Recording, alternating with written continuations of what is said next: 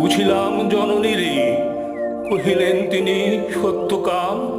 বহু পরিচর্যা করি পেয়েছিনু তোরে, জন্মেছিস ভর্তৃহীনা জবালার করে, গোত্র তব নাহি জানি। শুনি সে বারতা, ছাত্রগণ মৃদুস্বরে আরম্ভিল কথা। মধুচক্রে লোষ্ট প্রাতে বিক্ষিপ্ত চঞ্চল পতঙ্গের মতো, সবে বিস্ময় বিকল। কেহ বা হাসিল, কেহ করিল ধিক্কার, লজ্জাহীন অনার্যের হেরি অহংকার। উঠিল গৌতম ঋষি ছাড়িয়া আসন, বাহু মেলি বালকেরে করি আলিঙ্গন।